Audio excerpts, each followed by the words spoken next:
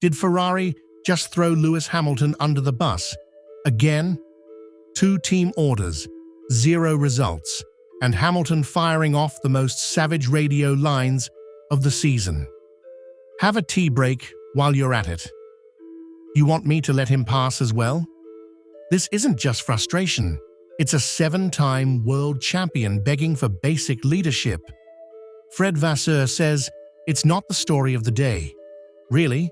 Because when Hamilton, the guy meant to lead Ferrari back to glory, sounds like a man abandoned mid-race, you better believe it's the story. And we're the only ones telling it unfiltered. Subscribe now and stay in the fight, because if you only listen to the post-race PR machine, you'll miss the real war playing out behind the radio chatter. This isn't just a recap. This is F1 with a backbone. And trust us, you're gonna want front row seats. But first, we need to talk about it. Let's not sugarcoat it. Turn 2 in Miami wasn't just a scrap, it was statement racing. Verstappen versus Norris. Lap 1. Cold tires, hot tempers, and in the middle of it all, a moment that split the paddock. From the outside, it looked like classic Max. Dive bomb the corner, force the issue, and leave your rival with 2 options, the grass or the brake pedal. Norris thought he was shoved. The onboard reaction said it all. He pushed me off. And visually, he might have a case. Max looked like he took that corner like he was closing a lift door on a stranger. But then comes the twist. Anthony Davidson points out something crucial.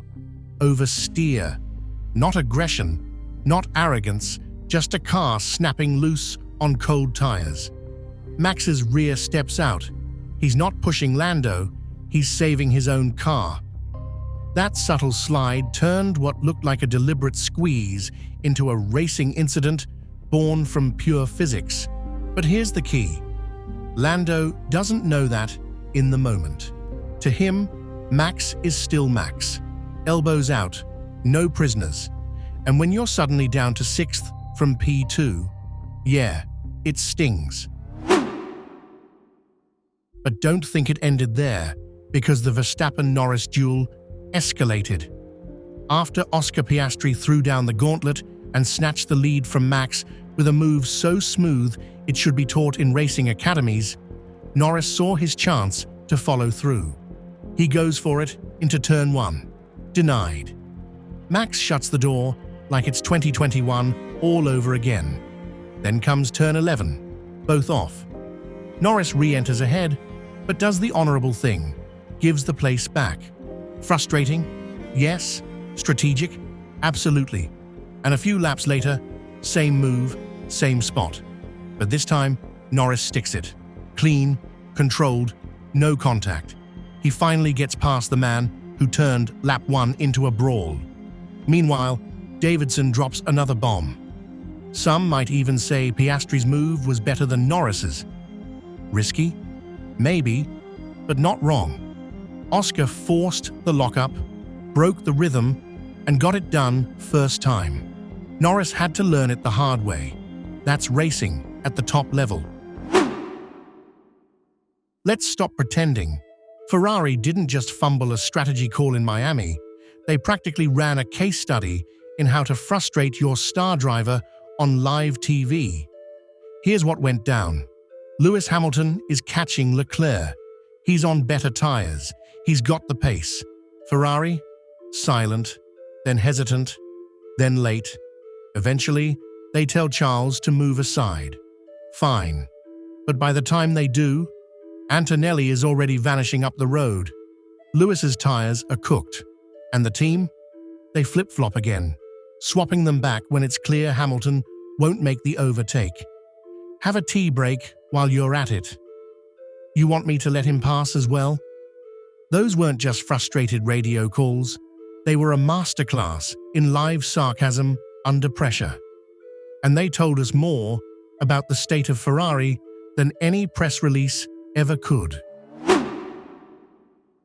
Now, enter Fred Vasseur, cool, calm, and casually dismissing the drama as not the story of the day. Fred, respectfully, yes, it is. You can talk all you want about being a minute behind McLaren. That matters. But so does this, because this is about leadership, not just lap time. Vasseur says it took them a lap and a half to make the call. But in F1, that's not quick. That's ancient history. While they debated, Hamilton lost tire grip, track time, and probably a chunk of trust in the system. To Fred's credit, he gets the emotional side. He admits no driver enjoys being told to move aside. He even visited Lewis after the race. And Lewis, hand on the shoulder, classic delivery. Dude, calm down, don't be so sensitive. That's not tension. That's a driver showing more leadership from the cockpit than his team's shown from the pit wall. But the problem? It's becoming a pattern. Let's kill the narrative right now. Lewis Hamilton didn't lose it in Miami. What we saw wasn't meltdown. It was fed-up leadership in overdrive. Because when you're stuck behind your teammate with better tires and zero communication from the pit wall, it's not frustration. It's Ferrari's strategy manual falling apart live on air. Hamilton started on hards, clean opening stint, plays the long game, then swaps to mediums and starts closing in on Leclerc. The obvious move, let him through.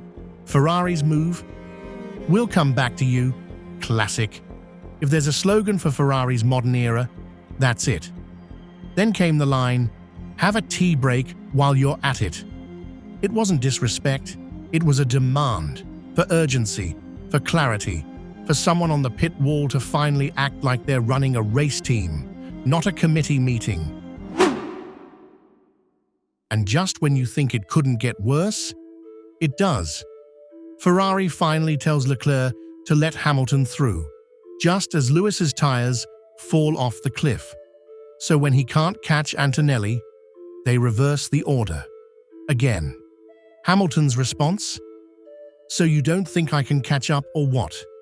Then Sainz shows up in his mirrors, and Lewis delivers another mic drop moment. You want me to let him pass as well? Cold, controlled, and completely deserved. And for those comparing this to his dynamic with Bono at Mercedes, Lewis answers that too, straight up. You're sitting on the chair, you've got the stuff in front of you, make the decision quick.